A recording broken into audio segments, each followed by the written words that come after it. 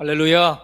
참 기쁜 성탄입니다. 우리 예전 교회가 정말 마음을 또 한 단계 더 마음을 다지고 또 서로 마음을 열고 지난 주일날 또 사무처를 통해서 하나님께 영광 돌리고 또 이 성탄절을 맞아서 성탄 감사 예배를 드리니까 더욱더 감사하고 또 하나님께 영광을 돌립니다.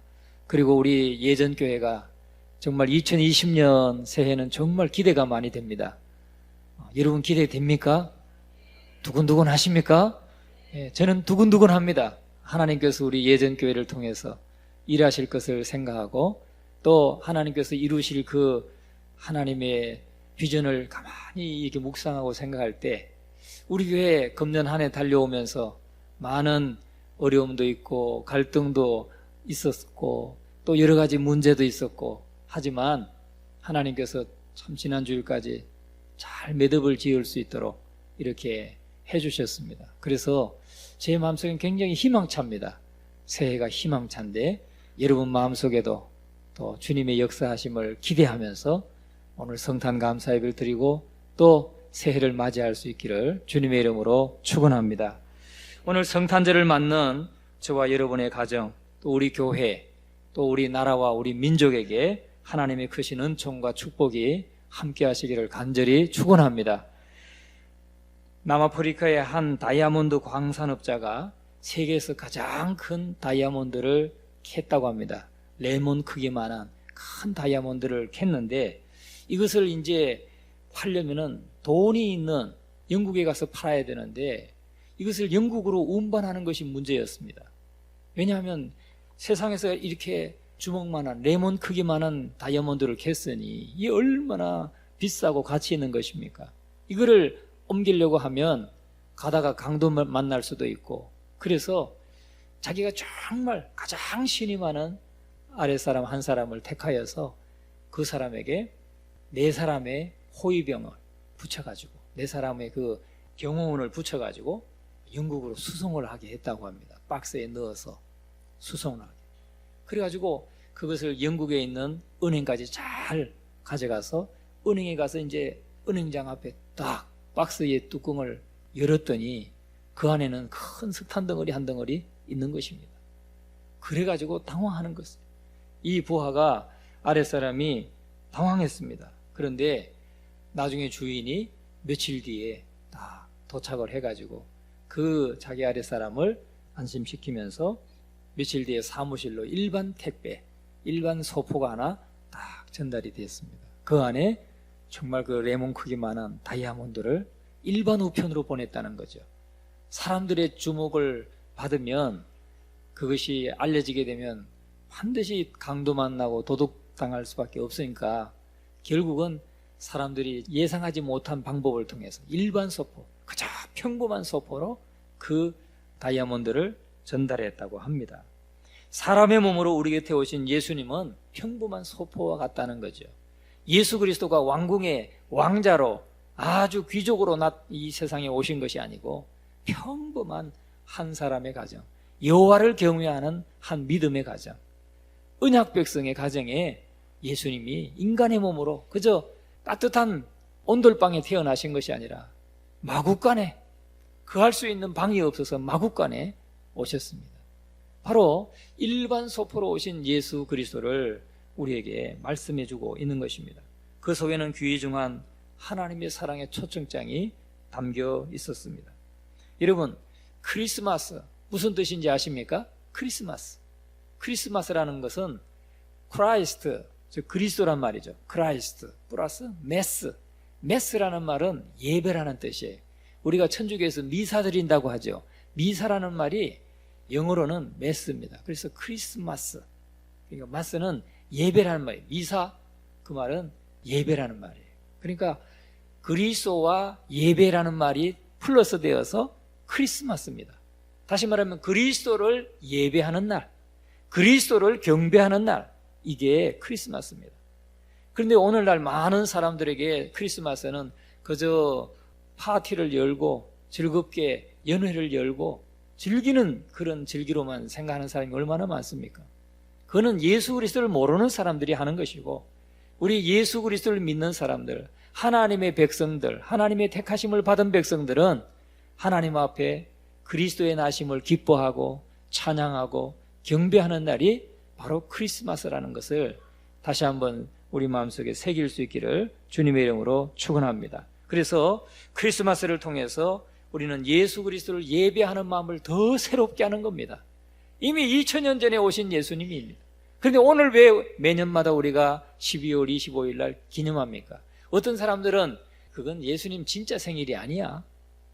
예, 물론 그 날짜는 아닐 수 있어요. 그 역사적으로 보면 그 12월 25일을 크리스마스로 제정하게 된 그 다양한 배경이 있습니다. 정확한 날짜는 아닐 수 있어요.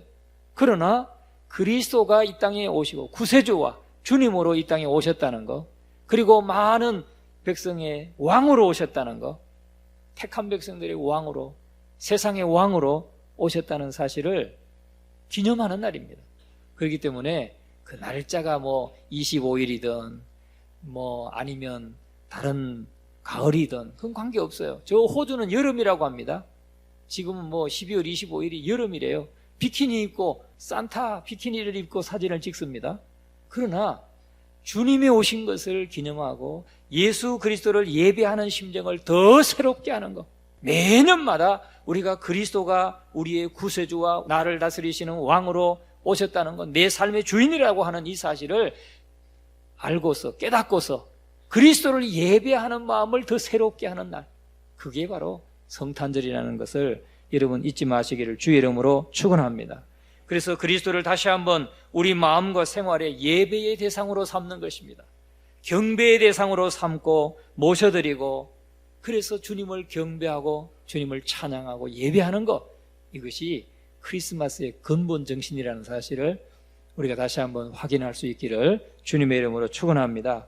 그래서 성경에서는 단적으로 다음과 같이 표현하고 있습니다. 요한복음 우리가 1장 11절 12절 같이 한번 읽어봅니다. 자기 땅에 오매 자기 백성이 영접하지 아니하였으나 영접하는 자 곧 그 이름을 믿는 자들에게는 하나님의 자녀가 되는 권세를 주셨으니. 아멘. 예수님께서 자기 땅에 왔다고 했어요. 당신의 땅에 왔습니다. 그런데 자기 백성이 영접하지 않았어요. 유대인들은 예수 그리스도를 영접하지 않았다는 거예요. 그러나 영접하는 자, 곧 그 이름을 믿는 자들에게는 하나님의 자녀가 되는 권세를 주셨다. 유대인들은 자기들이 하나님의 택함받은 선민이라고 하는 의식이 아주 쩔었어요. 선민의식이 쩔어가지고 이방인들을 굉장히 무시하고 멸시하고 상종도 하지 않고 그랬습니다. 그런데 정작 주님께서 그 구약의 예언의 말씀을 따라서 예수 그리스도가 이 땅에 인간의 몸을 입고 이 땅에 오셨을 때에 유대인들은 믿지 않았어요. 받아들이지 않았습니다. 일부 그리스도인, 일부 유대인들만 예수 그리스도를 모셨고 나머지는 모셔드리지 않았어요. 결국은 예수님을 십자가에 못 박지 않습니까? 그러나 영접하는 자, 곧 그 이름을 믿는 자들에게는 하나님의 자녀가 되는 권세를 주셨다. 이것이 바로 성탄절의 근본 정신을 우리에게 분명하게 보여주고 있는 것입니다. 우리가 하나님의 자녀가 되는 권세, 특권을 주셨다.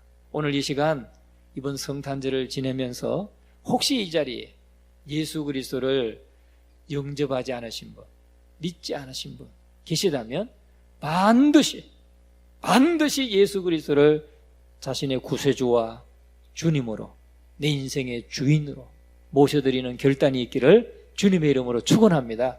그것이 크리스마스의 가장 중요한 목적이라는 거예요. 그 한 사람, 죄로 인해서 영원히 죽고 영원한 형벌에 던져질 수밖에 없는 그 한 사람이 예수 그리스도의 나심을 믿고 그리스도와 주님으로 모셔드리고 구원받는 것, 그것이 예수님이 오신 가장 큰 목적이라는 사실, 그것을 잊지 마시기를 주님의 이름으로 축원합니다. 그래서 크리스마스는 그리스도를 영접하는 축제입니다. 그리스도를 영접하는 축제가 바로 성탄절입니다. 물론 성탄절에 우리가 어려운 이웃들 돌보고 사랑을 나누고 이것도 중요합니다. 그것도 중요하지만 그것보다 더 중요한 거, 그것보다 더 우선돼야 될 거, 그것은 그리스도를 먼저 내 마음에 있게 하는 겁니다. 그리스도가 내 안에 계셔야 돼요. 내 안에 계셔야 우리가 그렇게 그리스도의 사랑을 나눌 수도 있고 어려운 이웃을 우리가 관심을 가질 수도 있고 사랑을 나눌 수 있게 된다는 것입니다. 내가 먼저 그리스도를 영접하는 것, 그것이 크리스마스의 가장 중요한 것이다. 그리고 우리 믿지 않는 영혼들, 어려운 이웃들 돌보고 돌아보고 그들에게 또 복음을 전하는 것, 이것이 크리스마스의 중요한 정신이라는 것을 다시 한번 확신할 수 있기를 주의 이름으로 축원합니다. 그러면 어떻게 그리스도를 영접해야 됩니까? 어떻게 그리스도를 영접해야 됩니까? 여러분 다 그리스도를 영접하셨을 텐데, 또 이 중에는 아직 그리스도를 영접하지 않은 분도 혹 계실 텐데, 어떻게 그리스도를 영접해야 됩니까? 첫째는 그리스도를 바로 이해해야 됩니다. 그리스도를 바로 이해해야 돼요. 예수님은 하나님으로서 인간의 몸을 입고 이 땅에 오셨다는 사실을 먼저 믿어야 됩니다. 그분은 하나님이라는 사실을 믿어야 돼요. 하나님이 인간의 몸을 입고 인카네이션 했다, 성육신했다, 육신을 이루셨다, 육신을 입으셨다 하는 이 사실을 우리가 알아야 되는 겁니다. 이해해야 되는 겁니다. 한낱 당대의 평범한 사람으로 그리스도를 이해한다면 예수 그리스도가 아무리 위대한 인물이었다 할지라도 2000년이 지난 오늘날까지 많은 사람들이 그를 앙모하고 굳이 크리스마스를 기억할 필요는 없을 거예요. 훌륭한 한 사람에 불과하다면. 그런데 우리가 왜 매년 기억하면서 그분을 경배하고 찬양하느냐? 그분은 하나님이신데 하나님이 인간의 몸을 입고 이 땅에 오신 분이기 때문에 우린 그것을 잊지 말아야 됩니다. 우리와 똑같은 인간이 아니에요. 예수님은 죄도 없으시고 죄를 알지도 못하시는 분이라고 했습니다. 그분은 하나님이시라고 했어요. 하나님의 아들입니다. 이 사실을 우리가 놓치면 안 되는 거예요. 그래서 사도 요한은 그렇게 말씀합니다. 오늘 우리 14절 말씀 같이 한번 읽어봅니다. 시작. 말씀이 육신이 되어 우리 가운데 거하심에 우리가 그의 영광을 보니 아버지의 독생자의 영광이요 은혜와 진리가 충만하더라. 아멘. 말씀이 육신이 되어 우리 가운데 거하심에 우리가 그의 영광을 보니 아버지의 독생자의 영광이요 하나님의 영광이요 은혜와 진리가 충만하더라. 그런데 여기서 말씀이 육신이 되었다, 말씀이 육신을 입으셨다고 그랬는데 우리 1절로 한번 가보시기 바랍니다. 요한복음 1장 1절 1절부터 4절까지 말씀을 같이 한번 읽어봅니다. 시작. 태초에 말씀이 계시니라. 이 말씀이 하나님과 함께 계셨으니 이 말씀은 곧 하나님이시니라. 그가 태초에 하나님과 함께 계셨고 만물이 그로 말미암아 지은 바 되었으니 지은 것이 하나도 그가 없이는 된 것이 없느니라. 그 안에 생명이 있었으니 이 생명은 사람들의 빛이라. 아멘. 태초에 말씀이 계셨다. 태초에 로고스라고 해요. 이 헬라어로 로고스. 헬라인들에게 하나님을 소개하기 위해서 헬라인들이 로고스, 이론, 정신 뭐 이런 낱말인데 이 말씀이라는 태초에 말씀이 계시니라. 이 말씀이 곧 하나님과 함께 계셨다. 하나님과 말씀이 함께 계셨는데 곧 이 말씀은 하나님이시라. 그렇게 말씀해요. 이 말씀은 곧 하나님이시니라. 그러니까 말씀이 하나님이시라고 지금 헬라인들에게 전하고 있는데 말씀이 육신이 되어서 우리 가운데 거하심에 우리가 그의 영광을 보니까 아버지의 독생자의 영광이다. 즉 하나님이 육신을 입고 이 땅에 오신 분이 바로 예수 그리스도이시다. 하나님의 아들 예수 그리스도이시다 하는 말씀인 것입니다. 여러분, 그래서 우리는 말씀은 곧 하나님이시고 이 말씀이 육신이 되었다는 것은 하나님이 인간을 구원하시기 위해서, 하나님이 택하신 자들을 구원하시기 위해서 친히 사람이 되셨다 하는 말입니다. 친히 사람이 되셨다. 여러분 그분을 아실 거예요. 멸종 위기에 있는 오랑우탄을 지키기 위해서 그냥 인도네시아 보르네오 섬의 그 밀림에 가서 생활하는 여자 박사님이 한 분 계세요. 이름이 참 독특한데 비루티 칼디카스, 한국말이 아니니까 비루티 칼디카스라고 하는 여자 박사예요. 이 미국 사람인데 캐나다에 있는 시몬 프레이저스 대학에서 교수로 일하고 있어요. 그 여자 박사인데 이 사람은 4개월은 캐나다에 있는 대학에서 강의하고 인류학을 전공한 사람이에요. 그런데 그리고 나서는 나머지는 저 인도네시아 보르네오 섬에 밀림에 가가지고 오랑우탄하고 맨날 사는 거예요. 살면서 이 오랑우탄들이 어떻게 의사소통을 하고, 사랑의 감정을 표현할 때는 어떻게 하고, 분노의 감정, 화가 났을 때는 어떻게 표현을 하고, 오랑우탄들의 생활 습성은 어떻고 하면서 그 오랑우탄을 지키는 거예요. 왜냐하면 자꾸 밀림을 개발하면서 야생 동물들이 살 수 있는 그런 환경이 자꾸 없어지니까 오랑우탄이 이게 멸종 위기에 처해 있단 말이죠. 그러니까 그 오랑우탄을 보호하기 위해서 그 속에 가서 아예 그냥 사는 거예요. 같이 엎드려서. 제가 사진을 보니까 같이 앉아서 뭐 이도 잡아주고, 아니 그 오랑우탄 똥 막 이렇게 옆에 같이 또 뭐 풀잎도 막 이렇게 막 먹는 신용을 하면서 같이 또 먹여주면서 1년에 약 하여튼 4개월 이후에는 거기 가서 산다는 거예요. 왜요? 이 사람의 관심은 오랑우탄 살리는 거예요. 오랑우탄을 보존하는 거예요. 그래서 정말 인간의 그 문명, 아주 다채로운 문명을 다 뒤로 하고 그 밀림에 가서 혼자 사는 거예요. 그게 그렇게 한 게 몇 년이냐면 20년이에요. 20년. 그러니까 이 사람은 오랑우탄에 대한 권위자예요. 권위자. 오랑우탄의 생명을 보호하는 사람이기도 하지만 오랑우탄에 대해서는 이만큼 아는 사람이 없어요. 여러분, 성탄은, 크리스마스는 바로 하나님께서 택하신 백성을 구원하기 위해서 인간의 몸을 입고 이 땅에 오셔서 우리 위해서 십자가에서 다 당신의 피를 흘려주시고 우리의 죄짐을 다 갚으시고 대속해 주시고, 그래서 우리를 구원받게 하신, 우리를 구원하시기 위해서 오신 날이 바로 성탄절이다. 이 사실을 여러분 잊지 마시기를 주의 이름으로 축원합니다. 나에게, 나 한 사람에게 나를 구원하시기 위해서 오신 예수 그리스도, 그 하나님의 아들 예수 그리스도를 늘 잊지 마시고 그분을 경배하는 진정한 성탄절이 되시기를 주님의 이름으로 축원합니다. 뿐만 아니라 예수님은 평화의 아기로 오셨습니다. 평화의 아기로. 다시 말하면 실제 우리 선교 역사에 이런 일이 있었습니다. 미국의 선교사 리처드슨 선교사 부부가 인도네시아의 자바섬에 가서 복음을 전했다고 합니다. 그런데 이 자바섬에는 그 당시에 식인종들이 있었대요.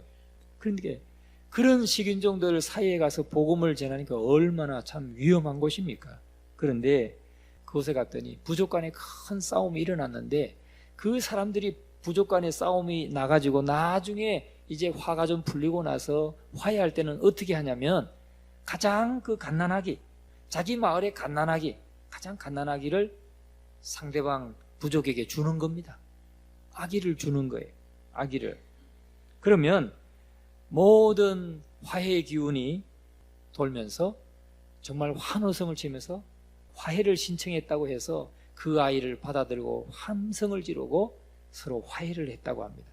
그리고 평화의 아기니까 그 아기를 데려가서 이제 잘 키우는 거죠.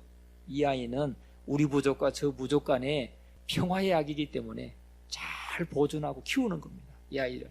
그렇게 해서 서로 간에 참 피를 나누는 형제와 같이 가깝게 화해를 이루고 지냈다고 하는데, 한날은 두 부족 간에 큰 싸움이 일어났는데 이 부족이 정말 화해할 기미가 없는 겁니다. 이 양쪽이 이렇게 대치하고 있는데 저쪽 언덕에서 한 백인 남자가 한 아기를 데리고 그 사이로 오는 겁니다. 양쪽 부족 사이로 왔다는 거예요. 바로 리처드슨 선교사가 자기 아들, 한 살배기 자기 아들을 딱 안고 그 양쪽 싸움의 진영 가운데로 왔다는 거예요. 그래가지고 양쪽 진영이 막 함성이 일어나면서 화해가 이루어졌다는 거죠. 리처드슨 선교사가 자기 아들을 그 인도네시아 자바 부족에게 드린 거예요. 화해, 그 평화의 아기로 드린 거예요. 그래서 자바섬에 복음이 들어가게 되는 그런 역사가 이루어졌다고 하는 선교 역사에 아주 귀중한 일화가 있습니다. 여러분, 이렇게 예수 그리스도께서 구원의 역사를 이루기 위해서 하늘 영광 보좌를 버리시고 우리 가운데 오셨습니다.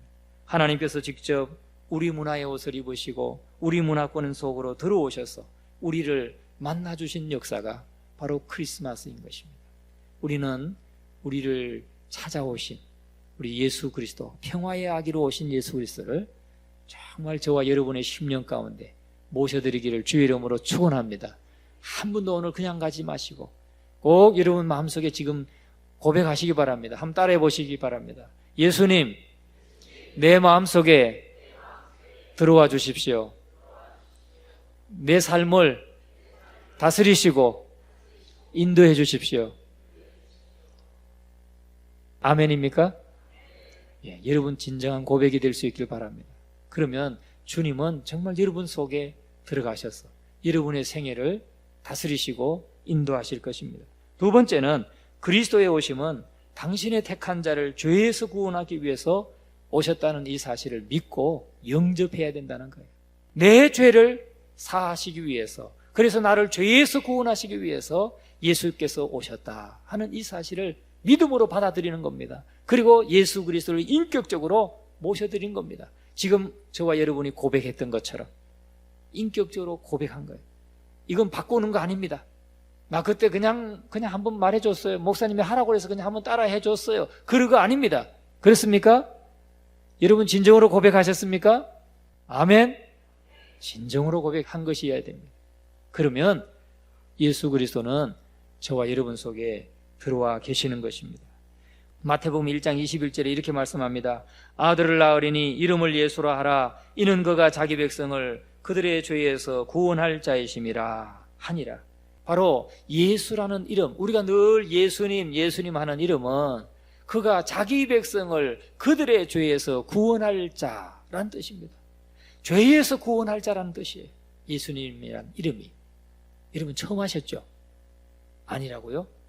역시 수준 높은 우리 예전교회 성도들이십니다. 예수는 바로 자기 백성을 그들의 죄에서 구원할 자이란 뜻입니다. 그래서 그리스도란 말은 메시아, 보냄을 받은 자, 구세주 이런 뜻입니다. 그래서 자기 백성을 그들의 죄에서 구원할 자로 보내심을 받은 자, 사명을 받은 자, 그게 예수 그리스도란 말입니다.